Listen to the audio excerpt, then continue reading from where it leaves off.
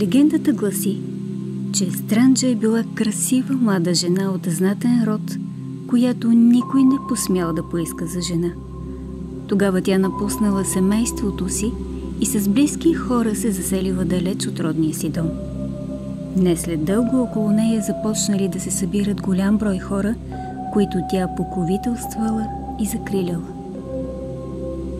Според тракийски топоним думата означава връх, защита, шлем, височина, а според старобългарския корен стран означава отстранена, затворена територия, с две думи защитено и закрито пространство, подходящо да се скрие нещо ценно. Странджа планина крие в себе си магията на древната история, обгърната в мистика. Околността е пълна с разкрити и неразкрити тракийски светилища и съоръжения, някои от които могат да бъдат датирани още от атлантско време.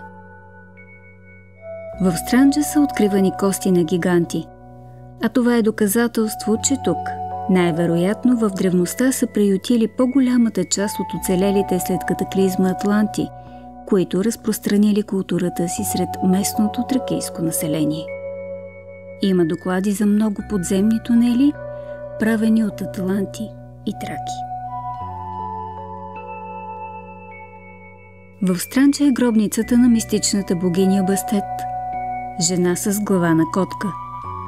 Търсенето на гробницата на Бастет започва с появата през 1981 година на карта с изписани върху животинска кожа неразбираеми древни знаци.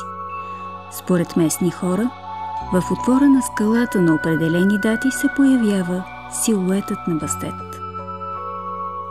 Друго интересно сведение е, че когато започва процеса по еретизирането и избиването на богомилите по света, те били събирани от цяла Европа и през тесен подземен тунел, водещ началото си от пристанище на Черно море, били отвеждани в Странджа, където били избивани. Говори се за над 66 000 избити богомили и 7 посветени. Нестинарството е един от най-старите български обичаи, които днес е запазен само в няколко села в планината Странджа – Българи, Кости, Бродилово. Според някои изследователи, корените на ритуала се крият в езическото минало на тези земи и произхождат от култа към слънцето при траките. Днес ритуалът нестинарство е най-добре запазен в село Българи в Странджа, където се провежда всяка година на 3 юни вечерта. Когато Бог решил да сътвори Странджа, се усмихнал. И от тази божествена усмивка тя се родила. Казват хората, живеещи в най-красивата и тайнствена планина.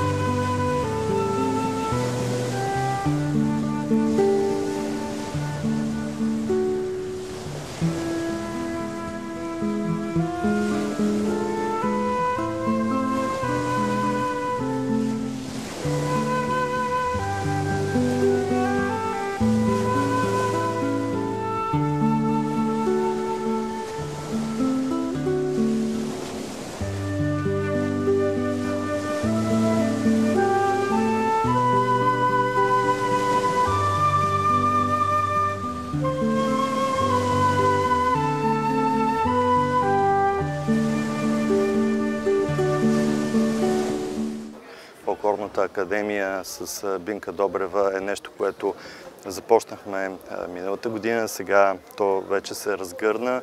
Концертите с всички преподаватели от университета в Благоевград. Всичко това, което се случва, започва да трупа много овации. Аз съм много доволен, че има така голям афинитет към фолклора, към истински, автентичен български фолклор, който разбира се, че ще среща протегнатата ръка на общината. Вече доста години наред имам тази възможност да бъда обучител в различни академии И като че ли натрупването на този опит ми дава право и ме даде право и стимул и мотивация да направим тази музикална академия. Всъщност тя е международна фолклорна академия, подготвяме таланти за успех. Затова, защото смятам, че имаме нужда българите да се гордееме с таланта, с фолклора ни, с децата ни, обаче зависи как ще ги обхванем, как ще им го представим, как медиите ще ни обърнат внимание, как ще ни подкрепят с това. Защото всяко едно начинание, ако няма своята подкрепа и медийно, и рекламно, и от родители, всичко, нищо не е първо, второ, трето, а всичко стои тук, така, на масата, на повърхността и зависи, нали, кое чекмедже ще отвориш, за да подкрепиш точно в този момент тази инициатива. Академията допринася страхотно много за това не е, нали, български образец, това си е класически образец. От западните страни идват тези академии, но хората са го измислили много правилно. За мен е уникално, защото едно време нямаше такива работи, ние нямахме право да сменяме дори учителите. А сега децата имат право да си избират преподаватели и така нататък. И затова има такива развити деца, които свират на тези години, не знам с още дали чухте тези гайдарчета, които на 9-ти клас, те свират виртуозно. 9-ти клас, той вече е виртуоз. Той направо си играе с гайдата. Колкото така първоначално да изглежда, че те са готови и че те имат таланта, не. Все още има какво да научат и какво да надграждат, защото дори дисциплината, която ние изискваме, организирането на процеса да бъде бърз, да бъде интензивен, да се мисли бързо, да се отреагира. Дори подготовката в говоренето, общуването, всичко това трябва да се учи тук в академията. От начало започваме, паузите се насичат.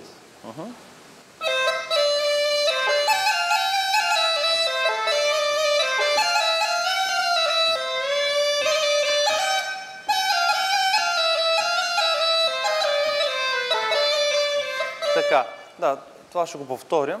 Сега, знаеш ли, на тези дългите, където са залегованите, пусни едно вибрато да залееш мелодията, нали? Както и особено тук 2 удара имаш или 2 времена, нали? Също ги залей с вибрато, нали? Да, и на трето си отделяш рето. Ай, отначи.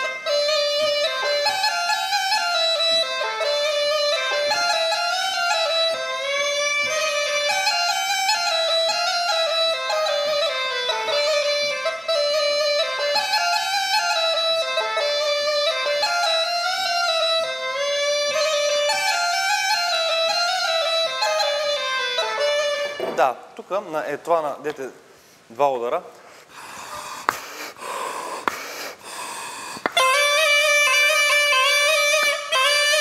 Нали, залюлее го и тогава вече си отдели на трето време. Нали, може и морденче да сложим на третото. Да. Без да го отделяме.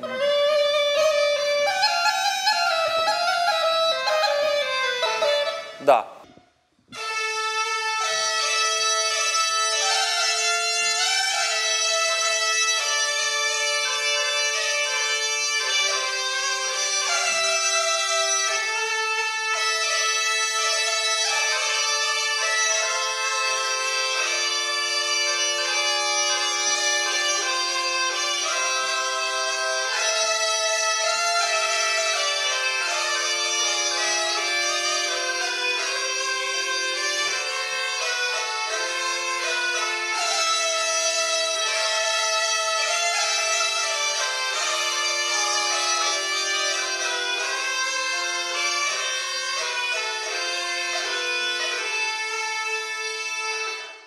Чували ли сте как се застъпват две групи, пеейки едно и също, и наподобява ли ви нещо по музика, сте учили подобно, което се случва и се казва канон?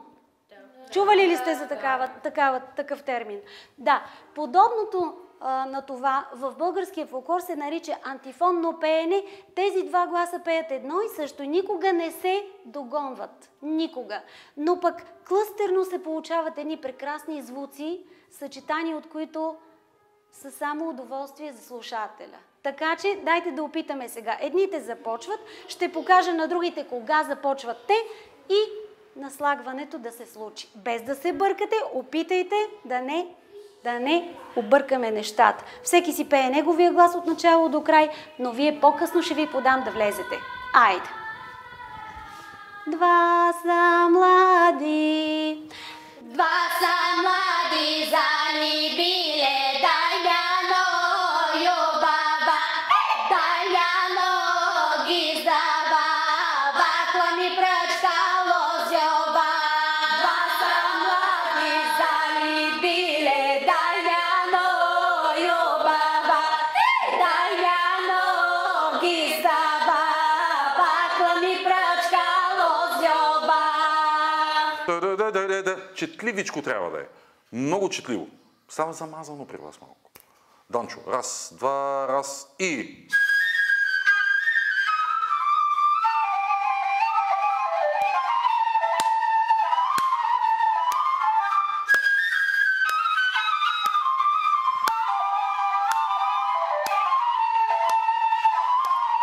Нататък. Ти си, Данчо.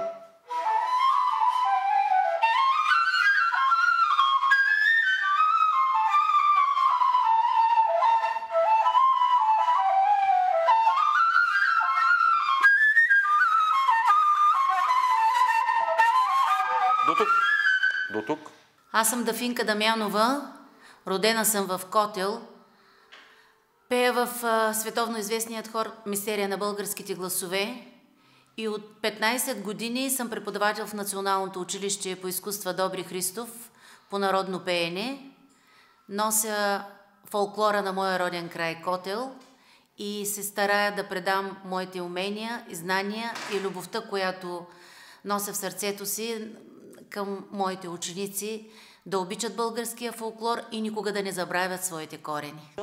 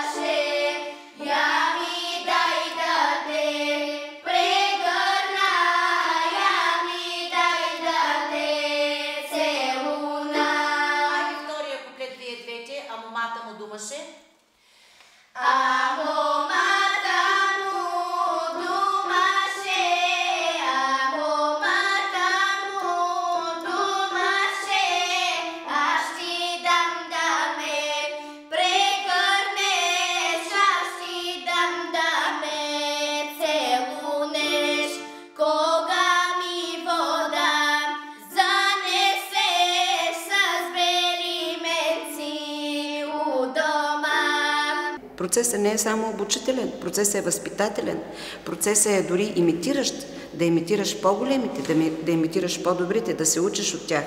Какво по-хубаво от това прозорецът да ти е отворен, да те подкрепят родителите и да има кой да те изтърпи, защото търпението наистина е много важно качество в педагогическата работа, но и да иска да те научи.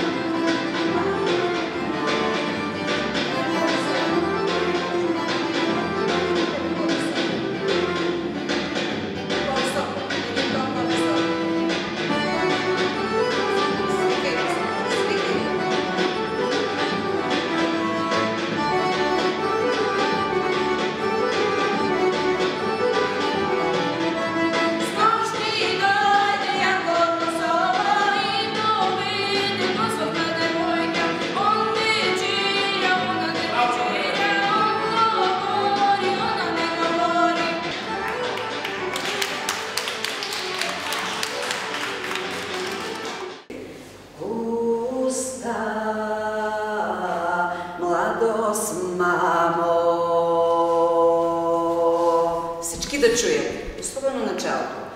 Пуста младост, пуста младост, мила мамо. И какво ще стане сега? Не се трае. Дълга да бъде. Колкото е по-дълга, толкова по-хубаво. Е така, вниманието се застопорява, но ти не можеш да се представиш колко добре действа това. Пуста